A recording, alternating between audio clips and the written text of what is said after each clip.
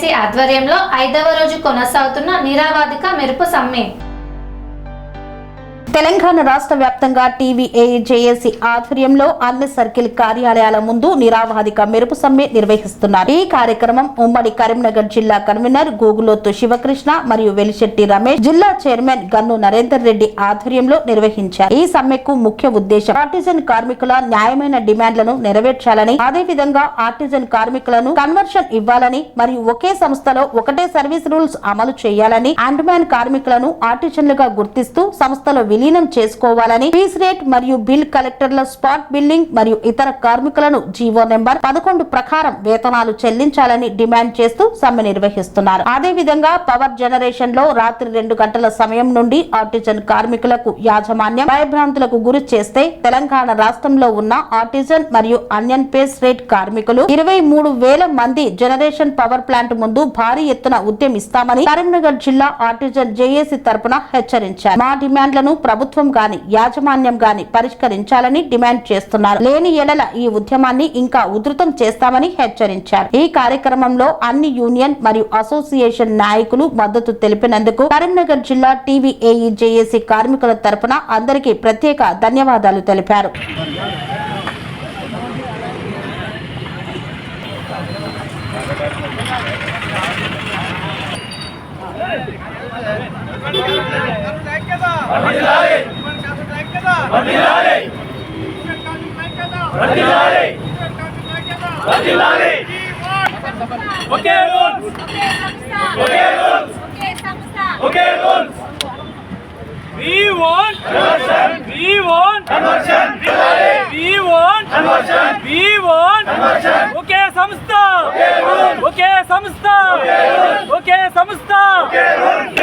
విద్యుత్ ఉద్యోగుల ఐక్యత రద్దు చేయాలి, రద్దు చేయాలి, రద్దు చేయాలి, రద్దు చేయాలి, రద్దు చేయాలి, అమలు చేయాలి, అమలు చేయాలి. విద్యుత్ ఉద్యోగుల ఐక్యత, విద్యుత్ ఉద్యోగుల ఐక్యత.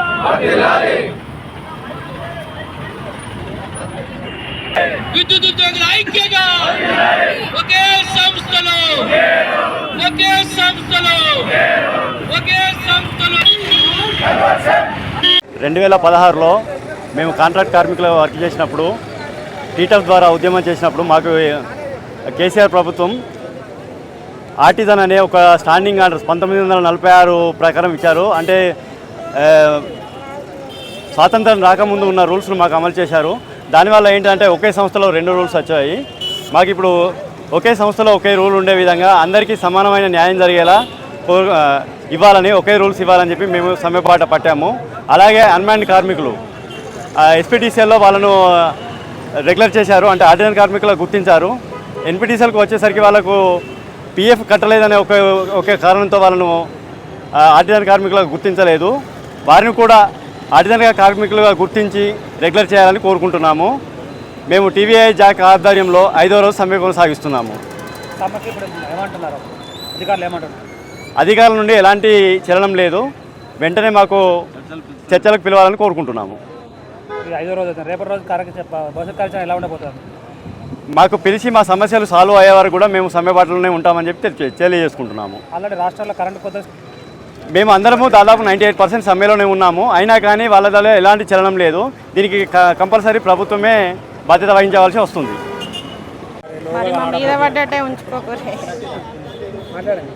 కార్మిక సోదరులందరికీ మా వందనాలు. నేను కరీంనగర్ టౌన్ నుంచి బిల్ కలెక్టర్ని మాట్లాడుతున్నా. మేము గత 5 రోజుల నుంచి సమ్మె కొనసాగిస్తున్నాం. ఆర్టిజన్ అన్నలు, మేము లైన్మెన్లు, అన్మెన్లు అందరం కలిసి చేస్తున్నాం. మేము గత 15-20 సంవత్సరాలు, ఒక్కొక్కరు 25 సంవత్సరాల నుంచి చేసిన వాళ్ళు ఉన్నారు.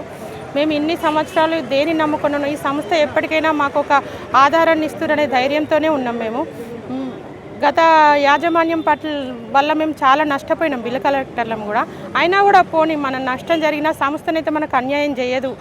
ఈ ఎస్సీ గారు అప్పుడు ఏవో సార్ వాళ్ళు కూడా మా కాంట్రాక్టర్ చనిపోయినప్పుడు కూడా అమ్మ మేమున్నాం, మీకు ఎందుకు, మీరు పని చేయండి, మీరు వర్క్ చేయండి అంటే వాళ్ళ మీద భరోసాతోని మేము శాలరీస్ రాకున్నా, మాకు ₹1 రాకున్నా మేము వర్క్ చేసినాం.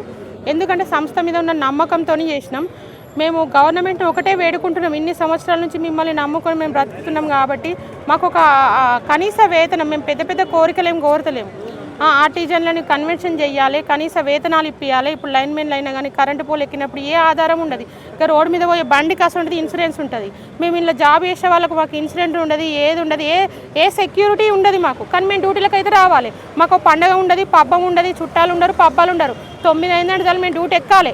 మాకు ఎవ్వరి దగ్గర కూడా లీవ్స్ ఉండవు. లీవ్స్ అడిగితే కూడా పెద్ద గొడవలు. యాజమాన్యం పట్ల కూడా, మా కాంట్రాక్టర్ పట్ల కూడా మేము ఎంత ఒత్తిడి కానీ ఎంత ఇబ్బందులు వచ్చినా కూడా చేసుకోవాలి. ఒక వర్క్ అనేది ఉండాలి. ఈ సంస్థ మాకు ఎప్పటికైనా న్యాయం చేస్తుందని ఉన్నాం.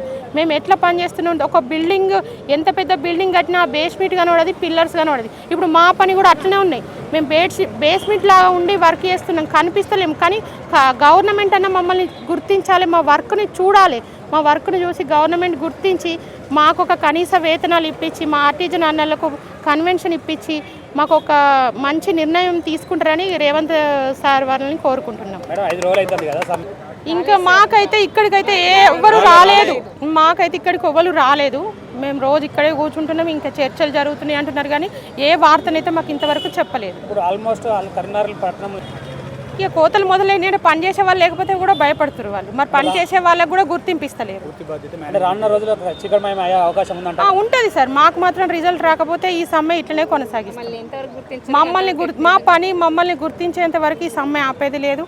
మేము డ్యూటీలకు ఎక్కేది. కరీంనగర్ జిల్లా, ఉమ్మడి జిల్లా, కరీంనగర్ టౌన్, కరీంనగర్ సబ్ ఇక్కడనే చేస్తున్నాం.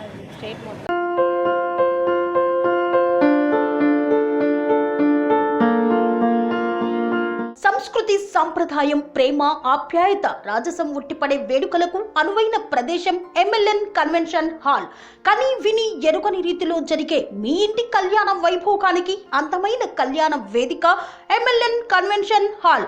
MLN కన్వెన్షన్ హాల్ ప్రత్యేకతలు: సువిశాలమైన wedding halls, centralize AC, banquet hall మరియు విశాలమైన డైనింగ్ హాల్. వధువరుల కోసం ప్రత్యేక AC మరియు నాన్ AC గదులు. నక్షత్రాల వెలుగులో పచ్చని పచ్చికపై పార్టీల కోసం అనువైన గార్డెన్. MLN కన్వెన్షన్ లో CCTV పర్యవేక్షణతో పూర్తి భద్రత. 2000 వాహనాలు పార్కు చేసేందుకు సువిశాల పార్కింగ్ సౌకర్యం.